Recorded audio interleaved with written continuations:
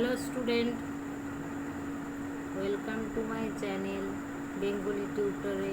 তোমাদের সবাইকে স্বাগত জানাচ্ছি। আমি আবার চলে এসেছি ক্লাস 8-এর পল্লী সমাজ উপন্যাসটি নিয়ে। তোমরা যারা আমার চ্যানেলটিকে সাবস্ক্রাইব করোনি তারা অতি অবশ্যই সাবস্ক্রাইব করে নিও, তাহলে আমার পরবর্তী আপডেটগুলো তোমরা পেয়ে যাবে। যারা আগেরগুলো দেখোনি তারা পেয়ে যাবে। তাহলে চলো শুরু করা যাক।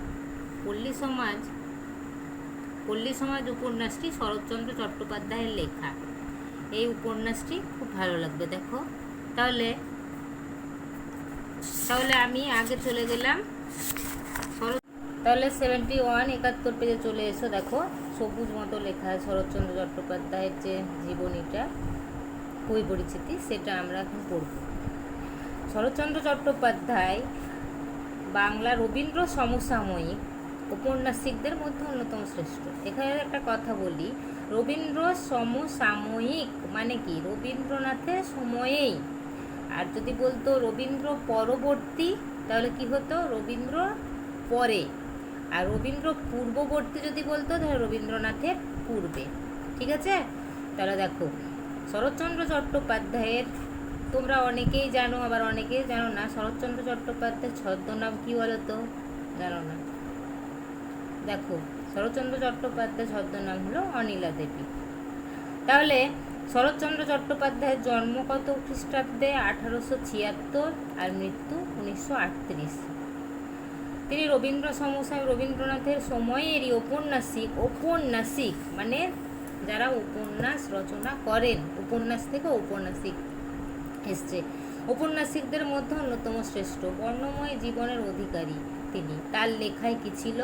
জীবনের, সমসাময়িক জীবনের পারিবারিক ঘটনা নিয়ে তিনি উপন্যাসগুলো রচনা করেছিলেন। যেমন দেখো গ্রাম বাংলার জীবন, মধ্যবিত্ত মানুষের আশা আকাঙ্ক্ষা, স্বপ্ন, এই উপন্যাসে ভাষারূপ পেয়েছে। উপন্যাসগুলির মধ্যে তার অন্যতম উল্লেখযোগ্যগুলি হলো, যেগুলো দেখো, বড় দিদি, পল্লী সমাজ, দেবদাস, বিন্দুর ছেলে, রামের সুমতি, চরিত্রহীন, গৃহদাহ, শ্রীকান্ত, শেষ প্রশ্ন, আরও অনেক আছে। আর তার ছোট গল্পগুলি মধ্যে হলো লালু, মহেশ, অভাগীর স্বর্গ, এগুলো। তাহলে এখন প্রশ্ন হলো যে এই পল্লী সমাজ উপন্যাসটি কোন উপন্যাস কাব্যগ্রন্থ থেকে নেওয়া হয়েছে? কোন উপন্যাস থেকে, কোন মূল গ্রন্থ থেকে নেওয়া হয়েছে? তো সেটা হলো পল্লী সমাজ। তাহলে পল্লী সমাজটা যদি এইটুকু দিয়েছো তোমাদের পাঠ্য, সেটুকুই নেওয়াই। হ্যাঁ, আরও বড় হবে যখন তোমরা, তখন শরৎচন্দ্র প্রবন্ধ আছে, যেটা উপন্যাস প্রবন্ধ বইটা, সেটা তোমরা পড়লেই পল্লী সমাজ উপন্যাসটা পুরোটাই পড়তে পারবে। বড় হবে তখন অবশ্যই পড়বে।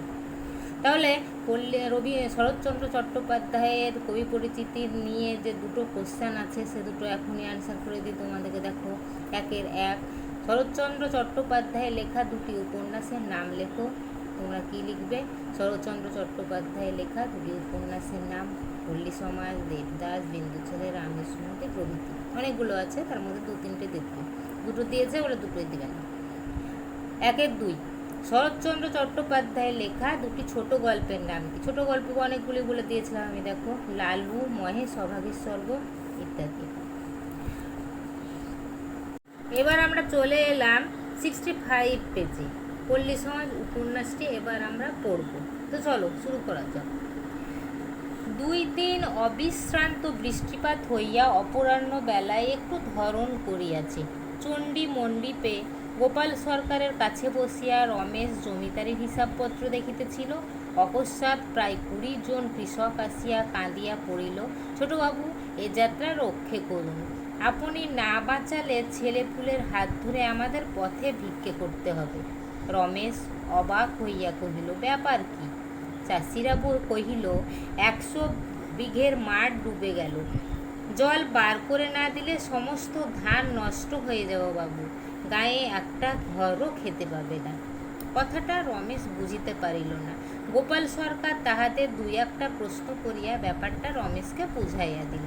তাহলে দেখো আমি এতক্ষণ কি পড়লাম আর কটা চরিত্র পেলাম। দেখো এখানে যে রমেশ চরিত্রটা আছে সেটা কিন্তু এই পল্লী সমাজ উপন্যাসের নায়ক চরিত্র। তাহলে আমরা কোনো উপন্যাস, নভেল, ছোট গল্প সিনেমা যাই দেখি না কেন, যাই শুনি না কেন, হ্যাঁ, সব কিছু দুটো চরিত্র কিন্তু প্রধান চরিত্র থাকে। একটা কি মূল চরিত্র, যে নায়ক চরিত্র, আর একটা থাকে খলনায়ক, ভিলেন চরিত্র।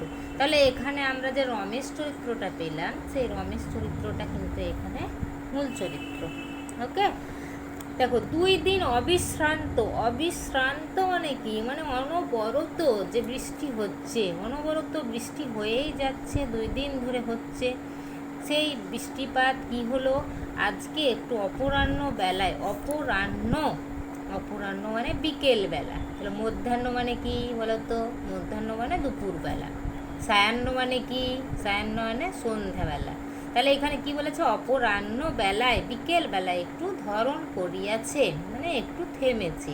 চণ্ডী মণ্ডিপে, এখানে দেখো চণ্ডী মণ্ডিপ মানে আগেকার দিনে জমিদাররা, ওদের বাড়ি ছিল তো, তার মধ্যে ঢুকতে গিয়ে যে বৈঠকখানা, যে ঘরে সবাইকে বসে গল্প করা করতো জমিদাররা, তারপর ওখানে ঠাকুর দালান, ঠাকুরও বসতো, দুর্গাপুজোর সময় পুজো হতো। এই যে এই বড় একটা জায়গা, সেই জায়গাটাকে বলে চণ্ডী মণ্ডিপ। সেই চণ্ডী মণ্ডিপে গোপাল সরকারের কাছে বসে রমেশ কী করছিল? জমিদারির, ও জমিদার তো, তাই জমিদারের হিসাবপত্রের কাগজপত্র দেখছিল। অকস্মাৎ প্রায় 20 জন। আর একটা এই উপন্যাসটা বলার আগে তোমাদেরকে একটু বলি যে এই উপন্যাসটা কিন্তু একদম সাধু ভাষায় লেখা আছে। তাহলে আমরা দুটো ভাষা পাই, চলিত ভাষা, সাধু ভাষা। চলিত ভাষা মানে আমরা যে ভাষায় কথা বলি সেটা, আর সাধু ভাষা হলো যেটা এসছে সাধুদের কাছ থেকে, সেই ভাষা। তার জন্য একটু গল্পটা ভালো করে শোনো তোমরা, সাধু ভাষা একটু কঠিন আছে। অকস্মাৎ মানে একদম হঠাৎ প্রায় 20 জন কৃষক এসে কেঁদে পড়লো। কোথায়? ছোটোবাবুর কাছে। ছোটোবাবুকে রমেশ, ছোটোবাবু এই যাত্রা রক্ষা করুন। বলছে, ওরা কেঁদে এসে বলছে, ছোটোবাবু এই যাত্রা আমাদের রক্ষা করুন, আপনি যদি না বাঁচান তাহলে ছেলেপুলের হাত ধরে আমাদেরকে পথে ভিক্ষে করতে হবে। রমেশ কিছুই বুঝলো না, বলছে ব্যাপার কি? তাই বলছে। চাষিরা বলল, এবার যে ওই মাঠে, গ্রামের শেষ প্রান্তে মাঠে যে 100 বিঘের মাঠ আছে, সেখানে কারো না কারো কোনো চাষি না চাষির জমি আছে। তাহলে সেই মাঠটা একদম ডুবে গেছে। হ্যাঁ, জল বের করে যদি না দেওয়া হয় তাদের ধান, তারা যে ধান গাছ লাগিয়েছিল ধান, সেই ধানগুলো নষ্ট হয়ে যাবে। তার গায়েও কেউ কোনো ঘরও খেতে পাবে না। তার জন্য ওরা রমেশের কাছে এখানে এসছে যে জল বের করে দিন। কথাটা এবার রমেশ বুঝতে পারলো না, জল বের করে দেবো কি, জল তো আপনি নেমে যাবে একটু কেটে দিলে। তাহলে তো ও তো বুঝতে পারলো না কথাটা। গোপাল সরকার হলো রমেশের নায়েব, মনে করো, ওর কাগজপত্র দেখাশোনা করে, সাহায্য করে। গোপাল সরকার তাহাদের 2-1 প্রশ্ন করিয়া ব্যাপারটা রমেশকে এবার বুঝলো। গোপাল সরকার তাদেরকে, চাষি থেকে 2-1 প্রশ্ন করলো, রমেশকে ব্যাপারটা বুঝিয়ে দিল। কি বললো দেখো? 100 বিঘার মাঠটাই এই গ্রামের একমাত্র ভরসা। সমস্ত চাষিদেরই কিছু না কিছু জমি তাহাতে আছে। ইহার পূর্বধারে সরকারি প্রকাণ্ড বাঁধ, পশ্চিম ও উত্তর ধারে উচ্চগ্রাম, শুধু দক্ষিণ ধারের বাঁধটা ঘোষাল ও মুখুজ্জুদের। এই দিক দিয়া জল নিকাশ করা যায় বটে, কিন্তু বাঁধের গায়ে একটা জলার মতো আছে। বৎসরে 200 টাকার মাছ বিক্রি হয় বলিয়া জমিদার বেণীবাবু তাহা কড়া পাহারায় আটকাইয়া রাখিয়াছেন। চাষিরা আজ সকাল হইতে তাহাদের কাছে হত্যা দিয়া পড়িয়া থাকিয়া এইমাত্র কাঁদিতে কাঁদিতে উঠিয়া এখানে আসিয়াছে। ওই যে 100 বিঘের মাঠ বললাম না, এই গ্রামের ভরসা। তাহলে এই গ্রামের চাষিদের কিছু না কিছু জমি ওখানে আছে। ওই চাষিদের কিছু জমিতে তারা ধান লাগিয়েছে। তাহলে একধারে ওই জমির 100 বিঘে ধানের জমির পূর্ব দিকে আছে কি সরকারি প্রকাণ্ড বাঁধ, একটা বাঁধ আছে, সাঁকোর মতো ব্রিজ। তার পশ্চিম উত্তর ধারে উচ্চ গ্রাম, পশ্চিম আর উত্তর ধারে অন্য গ্রাম, শুধু উচ্চ মানে ওটা উঁচু গ্রাম। শুধু দক্ষিণ ধারের বাঁধটা কি হলো? ঘোষাল আর মুখুজ্জুদের। ঘোষাল মানে ঘোষাল আছে রমেশের দাদা ঘোষাল, আর মুখুজ্জুদের মানে রমেশ। এই দিক দিয়া জল নিকাশ করা যায় বটে, তাহলে কোনো দিক দিয়েই যাবে না। পূর্ব দিকে ওই বাঁধ আছে, ব্রিজ আছে, উত্তর পশ্চিম দিকে উঁচু গ্রাম। তাহলে ওই উঁচু দিক দিয়ে তো জল বের করা যাবে না। তাহলে কোন দিক দিয়ে জল বের করা যাবে? দক্ষিণ দিকে যে বাঁধটা ঘোষাল আর মুখুজ্জুদের, সেই দিক দিয়ে। তাহলে এখান দিয়ে জল নিকাশ করা যায় বটে, জল নিকাশ মানে জল বের করে দেওয়া যায় বটে, কিন্তু বাঁধের গায়ে একটা জলার মতো আছে, বাঁধ আছে, সেই বাঁধের গায়ে একটা জলা মানে পুকুরের মতো আছে। বৎসরে 200 টাকার মাছ বিক্রি হয় বলে বেনিবাবু কী করেছে, ওটা কড়া পাহারায় রেখেছে। মানে 200 টাকার মাছ বিক্রি হয়, তাহলে তো আমি ওই দিক দিয়ে জল বের করতে দিব না, তাহলে জল বের করে দিলে জলের সঙ্গে ওর মাছগুলোও বের হয়ে যাবে, তাহলে সেই এই ক্ষতিটা করতে চাই না। চাষিরা আজ সকাল থেকে ওখানে পড়েছিল, কিন্তু বেনি তাদের কারো কথা শুনেনি, তাই ওরা কাঁদতে কাঁদতে তখন শেষ ভরসা রমেশের কাছে এসছে। রমেশ আর শুনিবার জন্য অপেক্ষা করিল না, দ্রুত পদে প্রস্থান করিল। এ বাড়িতে আসিয়া যখন প্রবেশ করিল তখন সন্ধ্যা হয়।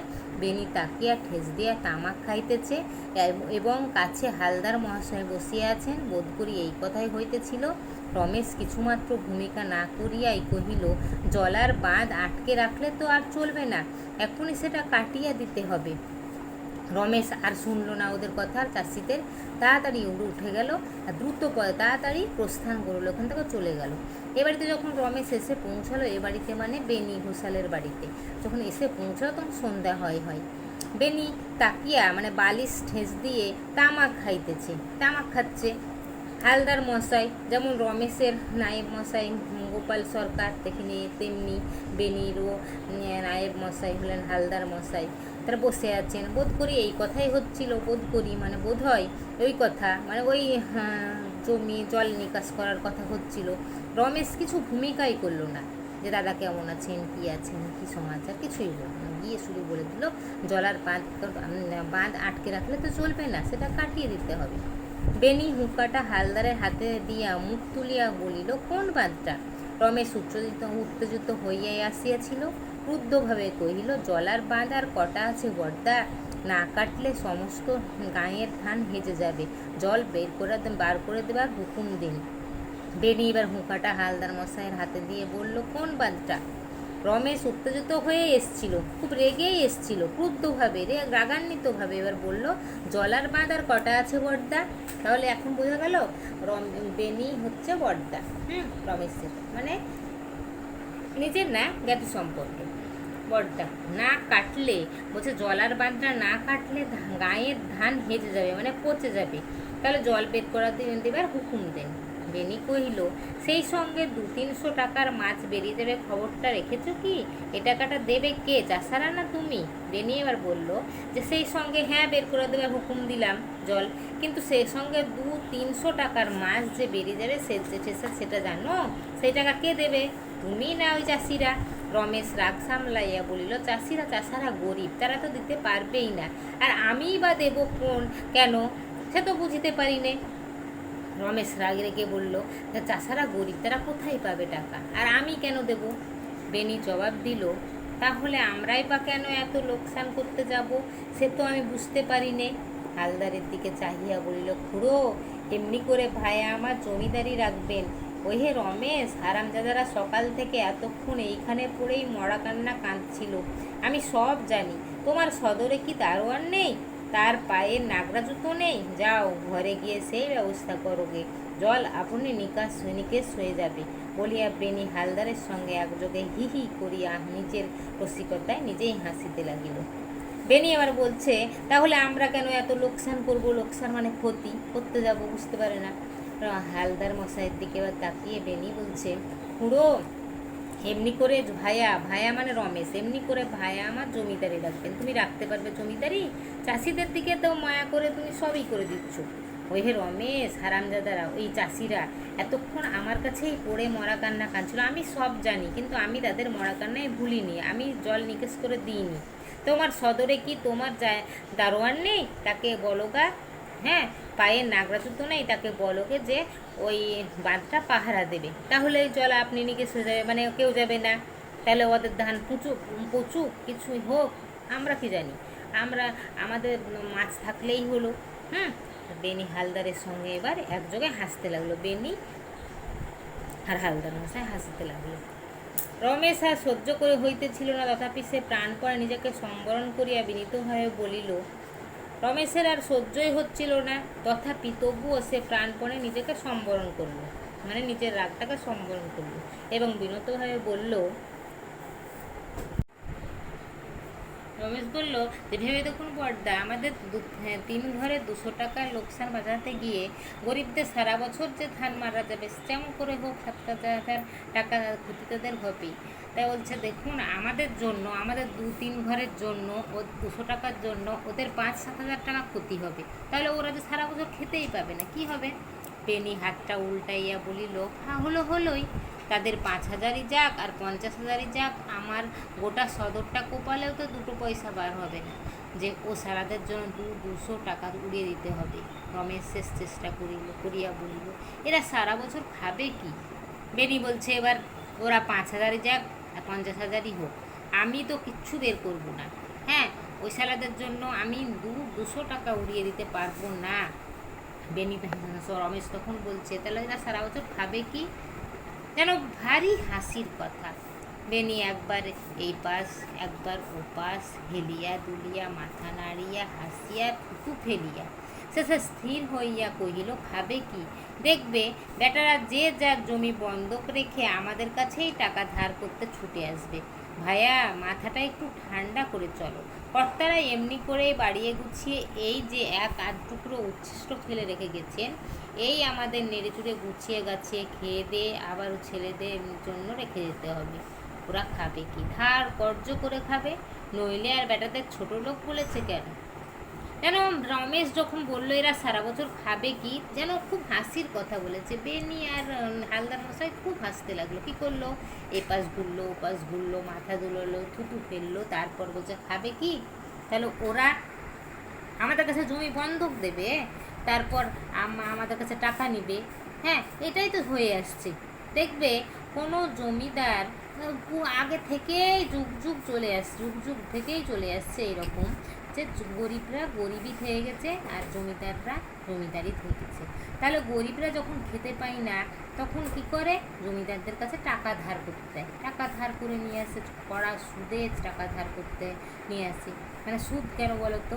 যে 1 টাকাতে 1 টাকা ধার দিলে তাকে 2 টাকা সুদ দিতে হবে, এরকম। তাহলে এই যে সুদে টাকা ধার নিত তারা, গরিব চাষিরা, তাহলে তাতে তাদের কাদের লাভ হতো? জমিদারদের। তখন জমিদাররা যখন অনেক টাকা যদি ধার জমে যেত, তখন জমিদাররা ওদের কাছে জমির দলিলে টিপছাপ করে নিত, সে তখন জমিটা তাদের হয়ে যেত।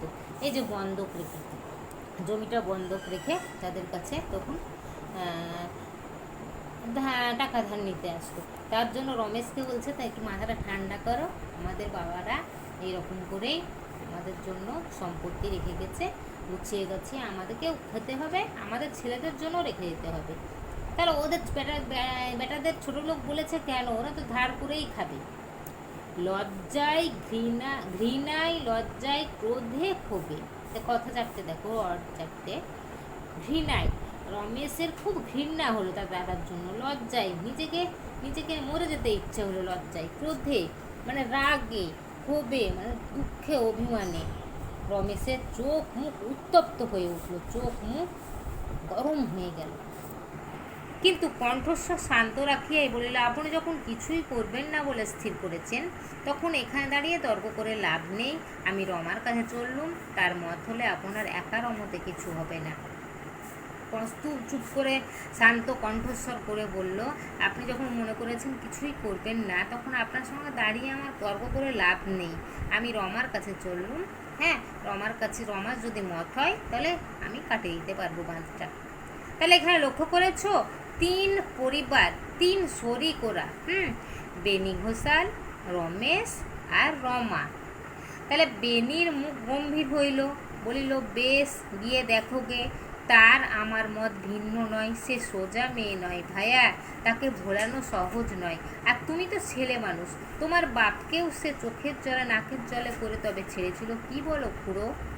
বেনির মুখ গম্ভীর হইল, যে রমেশ যদি রমার কাছে যায় আর রমা যদি রাজি হয়ে যায়, তাহলে তাও এবার বলছে, বেশ, গিয়ে দেখো, আমি যা বলবো রমা তাই বলবে। হ্যাঁ, তার মত আর আমার মত ভিন্ন নয়, আলাদা নয়, সে মেয়ে সোজা নয়, তাড়াতাড়ি তাকে ভোলানো যাবে না। তুমি তো ছেলে মানুষ, তোমার বাপকেও কত চোখের জলে না করেছিল জমিদারি করতে গিয়ে, আর তুমি তো কোনো ছাড়, তাই বলছে।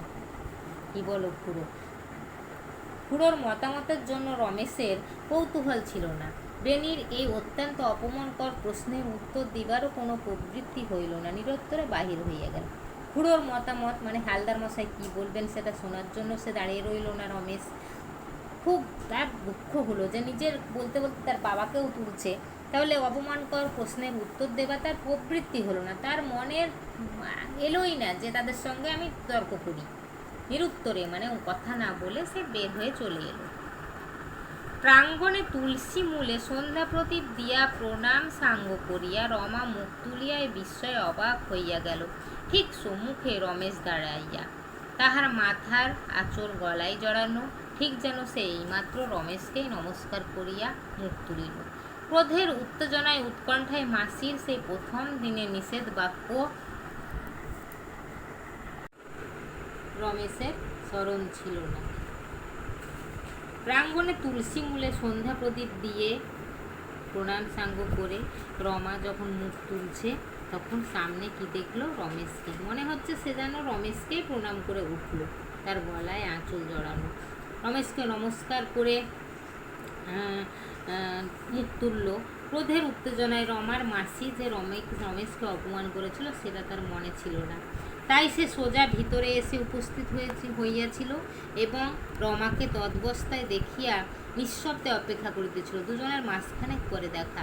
তাই মাসি কি বলেছিল সেটা তার মাথায় ছিল না এবং রমাকে তদবস্থায় মানে ওই অবস্থায় দেখে নিঃশব্দে অপেক্ষা করতে লাগলো তার পুজো কখন শেষ হবে, কথা বলবে। দুজনের মাঝখানে করে দেখা।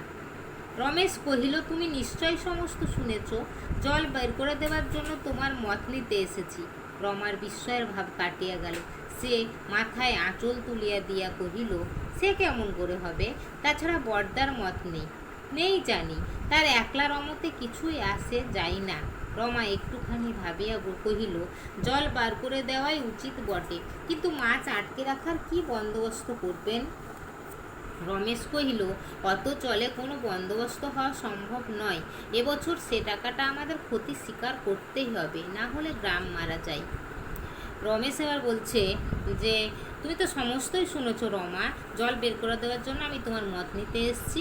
রমার বিস্ময়ের ভাব কেটে গেল যে রমেশ কেন এসছে, এতক্ষণ অবাক হয়েছিল, এবার এই ভাবটা কেটে গেল। সে মাথায় আঁচল তুলে দিয়ে বলল, হ্যাঁ সে কেমন করে হবে, বড়দার মত নেই। এখানে বড়দা মানে বেনি, হ্যাঁ বেনি ঘোষাল নেই জানি, তার একলা রমতে কিছুই আসে যায় না, তাই বলল রমেশ। রমা এবার বলছে, জল বের করে দেওয়াই উচিত বটে, কিন্তু মাছ যে আটকে রাখবেন সেটা কি করে করবেন? রমেশ বলল, অত জলে তো মাছ থাকবে না, এবছর সেই টাকাটা আমাদের ক্ষতি স্বীকার করতেই হবে, না হলে গ্রাম মারা যাবে।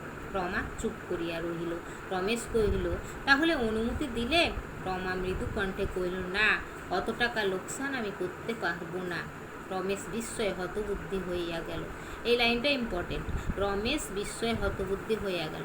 আর আগের পেজের 66 ওইটা এটা লজ্জায় ঘৃণায় ক্রোধে অপমান হবে রমেশের চোখ মুখ উত্তপ্ত হইয়া উঠিল। এই লাইনটাও মোস্ট ইম্পর্টেন্ট। চলে এসো দিকে। রমা চুপ করে আছে। রমেশ বলল, তাহলে তুমি অনুমতি দিলে? রমা বলছে, না, অত টাকা আমি ক্ষতি করতে পারবো না। রমেশ এবার বিস্ময়ে হতবুদ্ধি হয়ে গেল। অবাকে তার নিজের বুদ্ধিটা উধাও হয়ে গেল। সে কিছুতেই এরূপ উত্তর আশা করে নাই, বরং কেমন করিয়া তাহার যেন নিশ্চিত ধারণা জন্মিয়াছিল তাহার একান্ত অনুরোধ রমা কিছুতেই প্রত্যাখ্যান করিতে পারিবে না। রমা যে এই রকম কিছু একটা বলবে এই উত্তরটা আশা করেনি রমেশ। কি জানি তার একটা ধারণা হয়েছিল যে আমি যদি অনুরোধ করি রমা কিছুতেই সেটা প্রত্যাখ্যান মানে সেটা তাকে প্রত্যাখ্যান করতে পারবে না, সেটা খারাপ করতে পারবে না।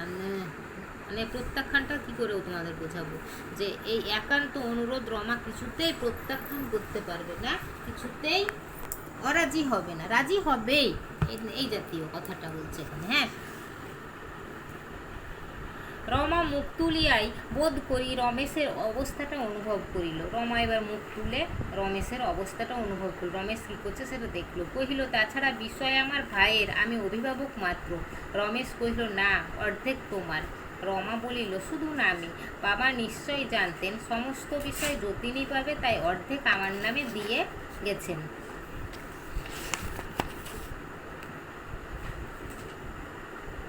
হুম। তারপর বলল, তাছাড়া আমি কেন মত দেবো বলুন? বিষয় আমার ভাইয়ের, আমি অভিভাবক মাত্র। তাহলে রমার ভাই আছে, সেটা সেই অভিভাবক। আমি এখন সেই জমির মালিক, আমি এখন অভিভাবক। রমেশ বলল, না, অর্ধেক তোমার। রমা বলল, শুধু নামে, বাবা তো জানতেনই যে আমি কিছুই নেব না, যতীনই পাবে, আমার ভাই পাবে, তাই অর্ধেক আমার নামে দিয়ে গেছেন, কিন্তু আমি সম্পত্তি নেব না। তথাপি রমেশ মিনতির কণ্ঠে কহিল, রমা, এ কটা টাকা, তোমার অবস্থা এদিকের মধ্যে সকলের চেয়ে ভালো, তোমার কাছে এ ক্ষতিই নয়। আমি মিনতি করে জানাচ্ছি রমা, এর জন্যে এত লোকের অন্ন কষ্ট করে দিও না। যথার্থ বলছি, তুমি যে এত নিষ্ঠুর হতে পারো তা আমি স্বপ্নেও ভাবিনি। তবুও রমেশ মিনতির কণ্ঠে বলছে, রমা, এ কটা টাকা, তুমি এদিকে সকলের চেয়ে তোমার অবস্থা সব থেকে ভালো, এই টাকাটা তো কোনো ক্ষতিই নয়। আবার তোমাকে আমি বলছি রমা, এর জন্য তুমি এত লোকের অন্ন কষ্ট, মানে এই ধানগুলো নষ্ট করে দিও না। অন্ন কষ্ট কেন বলছে? তাহলে ধানগুলো যদি নষ্ট হয়ে যায় তাহলে তো আর চাল হবে না, তার জন্য বলছে অন্ন কষ্ট করো না। যথার্থ বলছি, তুমি যে এত নিষ্ঠুর হতে পারো আমি কল্পনাও করতে পারিনি। রমা তেমনি মৃদুভাবেই জবাব দিল, নিজের ক্ষতি করতে পারিনি বলে যদি নিষ্ঠুর না হয় তাই ভালো। আপনার যদি এতই দয়া, নিজেই না হয় ক্ষতিপূরণ করে দিন না। রমা এবার মৃদুভাবে বলছে, আস্তে করে বলছে যে, আমি নিজের ক্ষতি করিনি বলে আমি নিষ্ঠুর? আচ্ছা, তাই ভালো। আপনার যদি এত দয়া, তাহলে আপনি নিজেই ক্ষতিপূরণ দিন। তাহার মৃদুস্বরে বিদ্রূপ কল্পনা করিয়া রমেশ জ্বলিয়া উঠিল, কহিল, রমা, মানুষ খাঁটি কেনা চেনা যায় শুধু টাকার সম্পর্কে। লাইনটা আন্ডারলাইন করো। বলছে যে রমেশের জ্বলে উঠলো, তার বিদ্রূপ কল্পনা, মানে ওই ক্ষতিপূরণ আপনি দেন, যান, আপনার যদি এত দয়া মায়া, এরকম। তখন রমেশ জ্বলে উঠলো, বলল যে, রমা, মানুষ চেনা যায় শুধু টাকার সম্পর্কে। তাহলে মানুষ সে খাঁটি কিনা খারাপ সেটা চেনা যায় কখন? যদি টাকার সম্পর্কটা আসে, হ্যাঁ, তখনই চেনা যাবে। তাহলে যদি ভাবো যে ও তো খুব ভালো, এ তো খুব ভালো, কিছু এত এরকম করে না, সবাইকে ভালোবাসে, কিন্তু তখন যদি টাকার কথাটা আসে, কাউকে টাকা দান করার কথা ওঠে, তখন দেখবে অনেক লোক পিছিয়ে যায়। তাহলে তখনই বোঝা যায় মানুষ সে সত্যিকারের খাঁটি কিনা। তাই এখানেও তাই রমার তাই হলো, এই জায়গায় নাকি ফাঁকি চলে না। তাই এইখানেই মানুষের যথার্থ রূপ প্রকাশ পেয়ে ওঠে। তোমারও আজ তাই পেল, কিন্তু তোমাকে আমি এমন করে ভাবিনি। চিরকাল ভেবেছি তুমি এর চেয়ে অনেক উঁচুতে, কিন্তু তুমি তা নও। তোমাকে নিষ্ঠুর বলাও ভুল, তুমি নিজ, অতি ছোট। এই লাইনটা আন্ডারলাইন করো। অসহ্য বিস্ময়ে রমা দুই চক্ষু বিস্ফারিত করিয়া কহিল, কি আমি? বলছে যে এই জায়গায় ফাঁকি চলে না, টাকার জায়গায়। এখানে মানুষের যথার্থ রূপটা প্রকাশ পাই। তোমারও পেল। তোমাকে এমনি করে আমি ভাবিনি। তোমাকে আমি ভেবেছি তুমি উঁচু, তুমি মহান, কিন্তু তুমি তা নয়। তোমাকে নিষ্ঠুর বললেও আজ ভুল হবে। তুমি কি? তুমি নীচ আর ছোট, অত্যন্ত ছোট। অসহ্য বিস্ময়ে রমা এবার দুই চোখ বিস্ফারিত করে, একবার বড় বড় চোখ করে তাকিয়ে বলছে, কি আমি? রমেশ কহিল, তুমি অত্যন্ত হীন এবং নীচ। আমি যে কত ব্যাকুল হয়ে উঠেছি সে তুমি টের পেয়েছো বলেই আমার কাছে ক্ষতিপূরণের দাবি করলে। কিন্তু বড়দাও মুখ ফুটে কথা বলতে পারেননি। পুরুষ মানুষ হয়ে তার রমেশ কহিল যে, তুমি অত্যন্ত নীচ এবং হীন। আমি খুব ব্যাকুল হয়ে উঠেছি চাষিদের জন্য, তাই তুমি সেটা টের পেয়েছো বলে তুমি ক্ষতিপূরণের দাবি করেছো। কিন্তু বড়দা, ছেলে হয়ে যেটা বলতে পারিনি, পুরুষ মানুষ হয়ে তার মুখে যা বেঁধেছে, স্ত্রীলোক হয়ে তোমার মুখে তা বাঁধেনি। আমি এর চেয়েও বেশি ক্ষতিপূরণ দিতে পারতাম, কিন্তু তোমাকে আজ আমি কথা দিচ্ছি যে সংসারে যত পাপ আছে মানুষের দয়ার ওপর জুলুম করাটা সবচেয়ে বেশি। আজ তুমি তাই করে আমার কাছে টাকা আদায়ের চেষ্টা করছো। বলছে, স্ত্রীলোক হয়ে তুমি সে কথা বলেছো। আমি এর চেয়েও বেশি ক্ষতিপূরণ দিতে পারতাম। এই 200-300 টাকার ক্ষতিপূরণ কি, আমি এর চেয়েও বেশি দিতে পারতাম। কিন্তু একটা কথা তোমাকে আজ আমি বলে দিচ্ছি রমা, যে সংসারে যত পাপ আছে মানুষের দয়ার ওপর জুলুম করা সব থেকে বেশি পাপ। তাহলে সংসারে পাপ আছে, মিথ্যা কথা বলা, চুরি করা, এগুলো তো আছেই হাজারো, কিন্তু মানুষের দয়ার ওপর তুমি দয়া করতে পারবে, কিন্তু তুমি তো সেটা করছো না। তার অন্নটা ধ্বংস করতে চাইছো, তুমি অন্য কষ্টটা দিতে চাইছো, তাকে ভাতে মারতে চাইছো। এইটা কিন্তু খুব বেশি জুলুম করা, অপরাধ করা। তাই তুমি সেটাই করে তুমি আমার কাছে টাকা আদায়ের চেষ্টা করেছো। রমা বিহবল হতবুদ্ধির ন্যায় ফ্যাল ফ্যাল করিয়া চাহিয়া কহিল, একটা কথাও তাহার মুখ দিয়া বাহির হইল না। রমেশ তেমনি শান্ত তেমনি দৃঢ় কণ্ঠে কহিল, আমার দুর্বলতা কোথায় সে তোমার অগোচর নেই বটে, কিন্তু সেখানে পাক দিয়ে এক বিন্দু রস পাবে না, তা বলে দিচ্ছি। আমি কি করব তাও এই সঙ্গে জানিয়ে দিয়ে যাই। এখনই জোর করে বাঁধ কাটিয়ে দেব, তোমরা পারো তো আটকাবার চেষ্টা করোগে। বলিয়া রমেশ চলিয়া যায় দেখিয়া রমা ফিরিয়া ডাকিল। আহ্বান শুনিয়া রমেশ নিকটে আসিয়া দাঁড়াইতে রমা কহিল, আমার বাড়িতে দাঁড়িয়ে আমাকে যত অপমান করলেন, আমি তার একটারও জবাব দিতে চাইনি, কিন্তু এ কাজ আপনি কিছুতেই করবেন না। রমেশ প্রশ্ন করিল, কেন? রমেশ বলছে, আমার দুর্বলতা চাষিদের ওপর তো, সেটা তোমার অগোচর নেই, তাই তুমি আমাকে সান্ত্বনা করতে চাইছো, কিন্তু সে গুড়ে বালি আমাকে তুমি পাবে না, আমার সেটার এক বিন্দু রসও পাবে না আমাকে নরম হওয়ার জন্য। আর আমি কি করব সেটা আমি বলে দিচ্ছি, আমি জোর করে এখনই গিয়ে বাঁধ কাটিয়ে দেবো, তোমরা যদি পারো আটকাবার চেষ্টা করোগে। এই বলে চলে যাচ্ছিল, তখন রমা আবার ডাকলো। আহ্বান শুনে রমেশ ভাবছে আমাকে বোধহয় ডাকলো, ও রাজি হয়েছে বোধহয়, কিন্তু না। কেন ডাকলো? বলল যে আমার বাড়িতে দাঁড়িয়ে আমাকে এত অপমান করলেন, আমি একটা জবাবও দিইনি, কিন্তু আপনি বাঁধ কাটবেন না। রমেশ বলল, কেন? রমা কহিল, কারণ এত অপমান পরেও আমার আপনার সঙ্গে বিবাদ করিতে ইচ্ছে করে না। তাহার মুখে যে কিরূপ অস্বাভাবিক পাণ্ডুর হইয়া গিয়াছিল এবং কথা কহিতে ঠোঁট কাঁপিয়া গেল, সন্ধ্যার অন্ধকারেও রমেশ লক্ষ্য করিতে পারিল। কিন্তু মনস্তত্ত্ব আলোচনার অবকাশ এবং প্রবৃত্তি তাহার ছিল না। তৎক্ষণাৎ উত্তর দিল, কলহ বিবাদের অভিরুচি আমারও নেই, একটু ভাবলেই তা টের পাবে, কিন্তু তোমার সদ্ভাবের মূল্য আর আমার কাছে কিছুমাত্র নেই। যাই হোক, বাক বিতণ্ডার আবশ্যক নেই, আমি চললুম। রমা বলল যে, এত করেও এত আমাকে অপমান করলেন, তবুও আপনার সঙ্গে আমার বিবাদ করতে ইচ্ছে করে না, আপনি বাঁধ কাটবেন না। তার মুখ মানে রমার মুখ কি অসম্ভব অস্বাভাবিক পাণ্ডুর হয়ে গেছে, সাদা হয়ে গেছিলো, সেটা ঠোঁট কাঁপছে, সেটা রমেশ দেখেছে। কিন্তু এই সময়ে তার অত নরম হলে চলবে না। হ্যাঁ, দিয়ে তার জন্য তৎক্ষণাৎ উত্তর দিল যে, কলহ বিবাদের অভিরুচি আমার নেই, ঝগড়া করার আমার অভিরুচি নাই, এক্ষুনি টের পাবে। আর যাই হোক, বাগবিতণ্ডার মানে এই ঝগড়া ঝামেলার আবশ্যক নেই, আমি চললুম।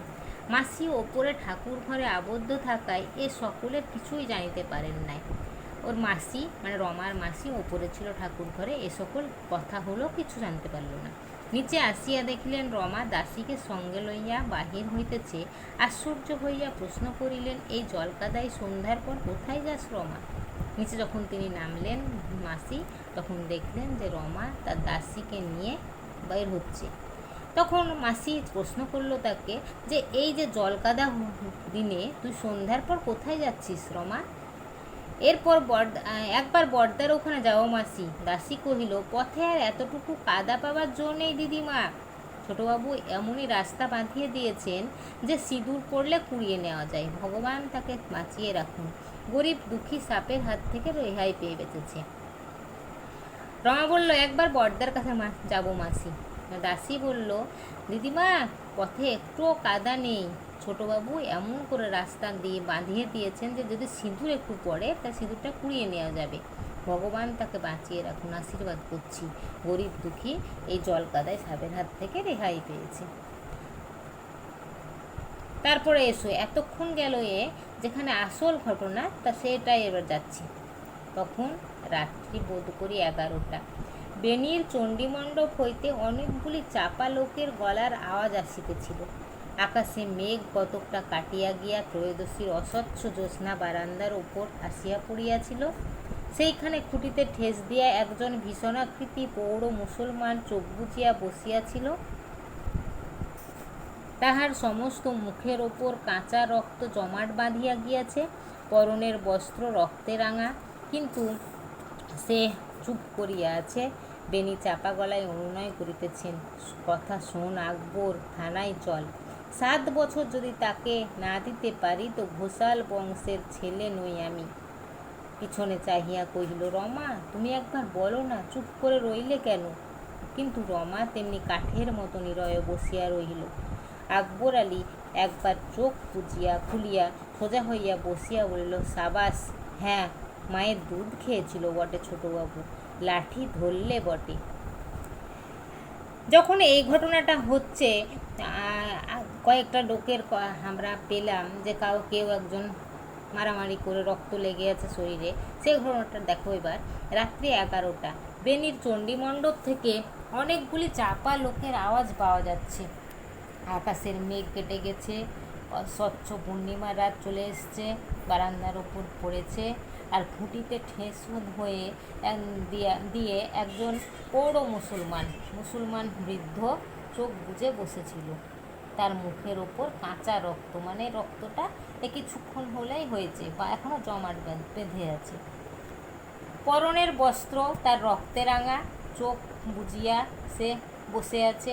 বেনি তাকে বলছে, শোন আকবর, তাহলে যার মাথায় রক্ত, কাঁচা রক্ত, তার নাম আকবর, ওই পৌঢ় বৃদ্ধ মুসলমান। কথা শোন আকবর, থানায় চল, তাকে 7 বছর জেলে দিয়ে আসবো, চল। তাহলে আমি ঘোষাল বংশের ছেলে নই। তারপর এবার রমাকে বলছে, রমা তুমি বলো না, চুপ করে কেন আছো? রমা তেমনি কাঠের মতো নীরবে বসে আছে, কিচ্ছু বলছে না। আকবর আলী একবার চোখ তুলে সোজা হয়ে বলল, হ্যাঁ, সাবাস, মায়ের দুধ খেয়েছিল ছোটবাবু, লাঠি ধরলে বটে। মায়ের দুধ খেয়েছিল বটে, তার মায়ের দুধের জোর আছে বটে ছোটবাবু, লাঠি সে ভালোই ধরেছিল লাঠিয়ালদের সঙ্গে। পরের পেজে এসো। বেনি ব্যস্ত এবং ক্রুদ্ধ হয়ে আবার বলল, সেটাই তো বলছি, তুই কার লাঠিতে জখম হয়েছিলি বল, সেটা সেই ছোড়ার না হিন্দুস্থানি চাকরটার? বেনি এবার ক্রুদ্ধ হয়ে বলল, আমি তো তোকে সেই কথাই বলছি, তার কথাটা বলে থানায় বলবি, চল। কার লাঠিতে তুই জখম হলি, সেই ছোড়ার সেই রমেশের না হিন্দুস্থানি চাকরটার? আকবরের অষ্টপ্রান্তে ঈষৎ হাসি প্রকাশ পাইল। কইল, সেই বেটে হিন্দুস্থানিটার, সে বেটার লাঠির জানে কি বড়বাবু? কি বলিস রে গহর, তোর পয়লা চোটেই তো সে বসেছিল না রে? আকবরের অষ্টপ্রান্তে আকবরের ঠোঁটে এবার হাসি প্রকাশ পেল। বলছে যে সেই বেটে হিন্দুস্থানিটা, সে আমাকে মারবে? সে বেটা তো লাঠির আঘাতেই বসে গেছিল, সে লাঠির কি জানে বড়বাবু? কি বলিস গহর? মানে আকবরের ছেলের নাম গহর। তোর তোর তোর পয়লা লাঠির চোটেই, মানে তুই যখন প্রথম তাকে মারলি তখনই তো সেই বসে গেছিল। আকবরের 2 ছেলে অদূরে জড়সড় করে বসিয়াছিল, তাহারাও অনাহত ছিল না। আকবরের 2 ছেলে তা চুপচাপ বসেছিল, তাহারাও অনাহত মানে তারাও আহত ছিল, অনাহত ছিল না, তাদের লাগেনি এরকম না, তাদেরও লেগেছে। গহর মাথা নাড়িয়া সাই দিল, কথা কহিল না। আকবর কহিতে লাগিল, আমার হাতে চোট পেলে সে বেটা বাঁচত না, গহরের লাঠিতে বাপ করে বসে পড়ল বড়বাবু। বলছে যে আকবর বলছে যে আমার হাতে যদি লাঠি তোকে মারতাম আমি, তাহলে সে বাঁচত না, গহরের লাঠিতেই তো সে বাপ বলে বসে পড়ল। রমা উঠিয়া আসিয়া অনতিদূরে দাঁড়াইল। আকবর তাহাদের পীরপুরের প্রজা। এই প্রশ্নটা পরীক্ষায় আসে, আকবর কোথাকার প্রজা? তাহলে আকবর রমাদের পীরপুরের প্রজা বলে। পীর, পয়সির পীর। সাবেক দিনের লাঠির জোরে অনেক বিষয় হস্তগত করিয়া দিয়াছে।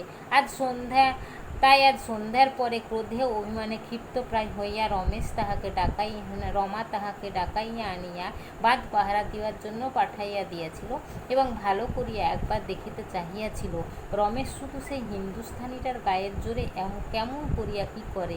সে নিজেই যে এত বড় লাঠিয়াল, এ কথা রমা স্বপ্নেও কল্পনা করে নাই। রমা অনতিদূরে দাঁড়িয়ে থাকলো।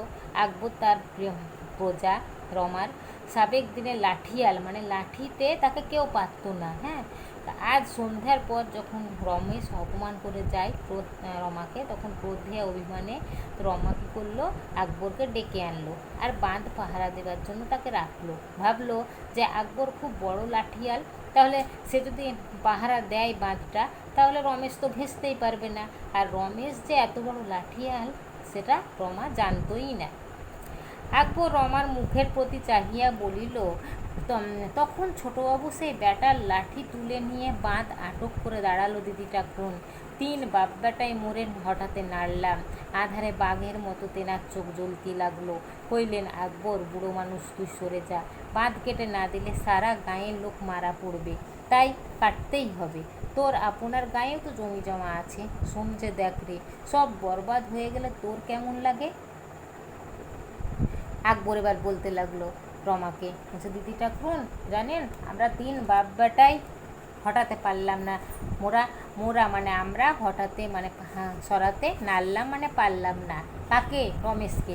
আধারে বাঘের মতো তেনার মানে রমেশের চোখ জ্বলতে লাগলো। তিনি আমাকে বললেন যে আকবর তুই বুড়ো মানুষ, তুই সরে যা, তোর লেগে যাবে, বাঁধ কেটে না দিলে গ্রামের লোক না খেতে পেয়ে মারা যাবে, তাই কাটতেই হবে। ওই গ্রামে তোরও তো জমি জায়গা আছে, তাহলে তুই ভেবে দেখ তো তোর কেমন লাগবে। মুই সেলাম করে কইলাম আল্লাহর কিরে ছোটোবাবু, তুমি একটিবার পথ ছাড়ো, তোমার আড়ালে দাঁড়িয়ে ওই যে সুমন্দি মুয়ে কাপড় জড়ায় ঝপঝপ কোদাল মারছে, ওদের মুন্ডু কটা ফাঁক করে দিয়ে যাই। এবার মুই সেলাম করে মানে আমি সেলাম করে ছোটোবাবুকে বললাম আল্লাহর কিরে জানো ছোটোবাবু, তুমি সরে যাও, সে যারা ঝপাঝপ করে কোদাল মারছে, হ্যাঁ তাদের মুন্ডু কটা আমি ফাঁক করে দিয়ে যাই, তুমি সরো। বেনি রাগ সামলাইয়া না পারিয়া কথার মাঝখানে চেঁচাইয়া কহিল বেঈমান বেটারা, তাকে সেলাম বাজিয়ে এখানে চালাকি মারা হচ্ছে। বেনি এবার রাগ সামলাতে পারলো না, বলছে বেঈমান বেটারা, বেঈমানটা আন্ডারলাইন করো, তাকে সেলাম করে এখানে চালাকি মারা হচ্ছে, চালাকি মারছ। তাহারা 3 বাপ বেটা একেবারে একসঙ্গে হাত তুলিয়া উঠিল।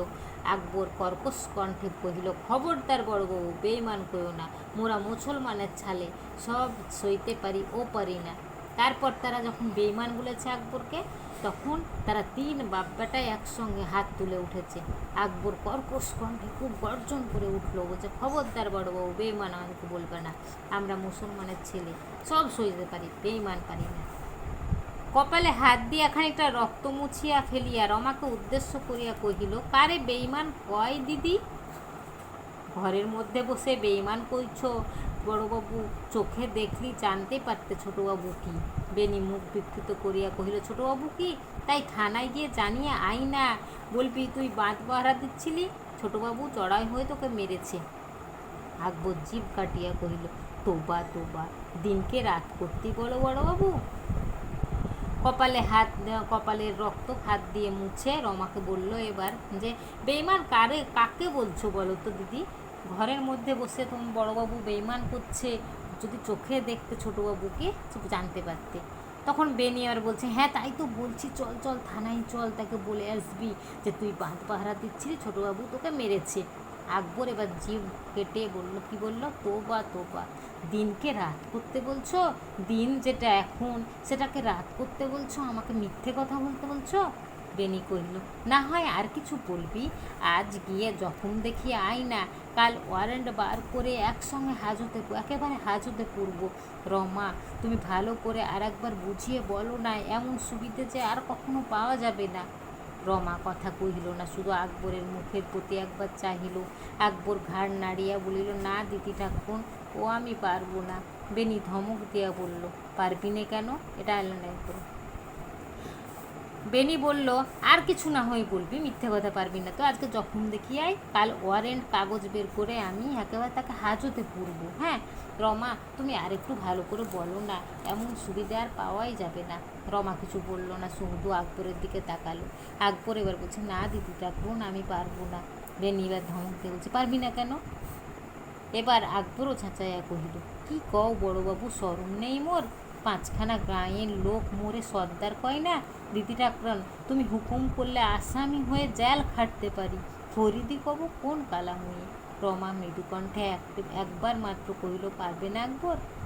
এবার আকবর বলছে যে কি কও বড়বাবু, আমার শরম নেই? আমি 5টা গাঁয়ের সর্দার, হ্যাঁ লোকে আমাকে সর্দার বলে, তাহলে এই কাজ যদি আমি করি তাহলে সর্দার মানবে কেন? আর দিদি ঠাকুরন রমাকে বলছে তুমি আমাকে বলো আমি আসামি হয়ে জেল খাটবো, ঠিক আছে, আমি কাউকে মেরে নিজের দোষ স্বীকার করে আমি জেল খাটবো, জেল মানে জেল, ফরিদি হব কোন কালামুই, মানে তার হয়ে মিথ্যে কথা বলতে যাব আমি কেন, কোন কালামুয়ে কালামুখে?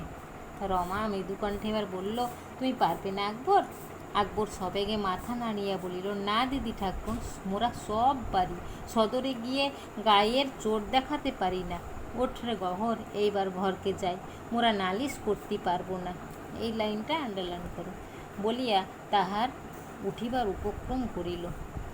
আকবর এবার সজোরে বলছে, সবে গিয়ে বলছে, না দিদি ঠাকুর, আমরা সব পারি, সজোরে গিয়ে গায়ের চোট দেখাতে পারবো না, চল রে গহর বাড়ি যাই, মোরা নালিশ করতে পারবো না বলিয়া উঠার উপক্রম হইল।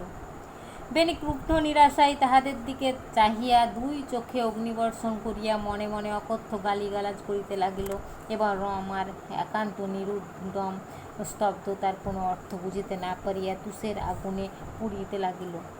সর্বপ্রকার অনুনয় বিনয় ভৎসনা ক্রোধ উপেক্ষা করিয়া আকবর আলী ছেলেদের লইয়া যখন বিদায় হইয়া গেল, রমার বুক চিরিয়া একটা গভীর দীর্ঘশ্বাস বাহির হইয়া অকারণে তাহার দুই চক্ষু অশ্রুপ্লাবিত হইয়া উঠিল এবং আজিকার এত বড় অপমান ও তাহার সম্পূর্ণ পরাজয়েও কেন যে কেবলই মনে হইতে লাগিল তাহার বুকের ওপর হইতে একটা অতি গুরুভার পাষাণ নামিয়া গেল।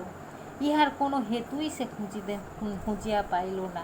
বাড়ি ফিরিয়া সারা রাত্রি তাহার ঘুম হইল না। সেই যে তারকেশ্বরের সম্মুখে বসিয়া খাওয়াইয়াছিল নিরন্তর তাহাই চোখের ওপর ভাসাইয়া বেড়াইতে লাগিল এবং যতই মনে হইতে লাগিল সেই সুন্দর সুকুমার দেহের মধ্যে এত মায়া এত তেজ কি করিয়া এমন স্বাচ্ছন্দ্যে শান্ত হইয়াছিল, ততই তাহার চোখের জলে সমস্ত মুখ ভাসিয়া যাইতে লাগিল। শেষে কি হলো, আকবরা যখন চলে গেল তখন প্রেণী খুব ক্রুদ্ধ হয়ে খুব নিজের মনে নিজেকেই গালিগালা দিতে লাগলো। আর রমা যে কেন এত নিস্তব্ধ মানে চুপচাপ আছে সেটার অর্থও বুঝতে পারল না। তুষের আগুনে শুধু জ্বলতে লাগলো। সর্বপ্রকার অনুনয় করুণায় উপেক্ষা করে যখন আকবর আলী তার ছেলেদের নিয়ে চলে গেল, তখন রমার বুকের ভিতর থেকে একটা গভীর দীর্ঘশ্বাস পড়ল। যাক বাবা, রমেশকে জেলে পাঠায়নি, এইরকম একটা দীর্ঘশ্বাস হলো।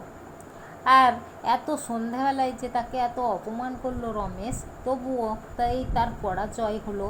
তবুও তার মনে হলো যে হ্যাঁ, রমা আকবর যখন চলে গেল তখন তার ভিতর থেকে একটা পাথর নেমে গেল। আর কি মনে হলো, তো আমি তো আগেই বলেছি যে পল্লী সমাজ উপন্যাসটা এইটুকু নয়, আগেও আছে এর পরেও আছে। তার জন্য তোমরা জানো না যে কখন তারা তারকেশ্বর গেছিল। আর রমেশ আর রমার পরিবার আর রমেশের পরিবার একবার তারকেশ্বর গেছিল পুজো দিতে, তখন সেখানে বসে খাইয়েছিল রমা তাকে। সেই ঘটনার কথাই মনে হতে লাগলো। আর যতই মনে হতে লাগলো সেই সুকুমার দেহের যে এত মায়া এত তেজ, সুকুমার দেহ মানে খুব সুন্দর দেহের অধিকারী রমেশ, সে তার শরীরে যে এত মায়া এত তেজ এত স্বচ্ছন্দ শান্ত হয়েছিল, তাই ততই তার চোখের জল পড়তে লাগলো। এইটুকুই সংক্ষেপিত আছে পল্লী সমাজ উপন্যাস তো তোমাদের, তাই এইটুকু উপন্যাসটি তোমাদের পাঠ্য উপন্যাসটি এইটুকুই আছে, এইটুকুই শেষ। তাহলে স্টুডেন্ট, তোমাদের এই উপন্যাসটা কেমন লাগলো? আমি খুব বিস্তারিতভাবে ভালো করে বুঝিয়ে তোমাদেরকে লাইন বাই লাইন পড়ালাম, তোমাদের নিশ্চয়ই বুঝতে অসুবিধা হবে না। তাহলে চ্যানেলটিকে লাইক করে দিও, শেয়ার করে দিও ভালো লাগলে। আর কি প্রশ্ন থাকলে কমেন্টে জানিও। হ্যাঁ, আজ এই পর্যন্তই, আসি।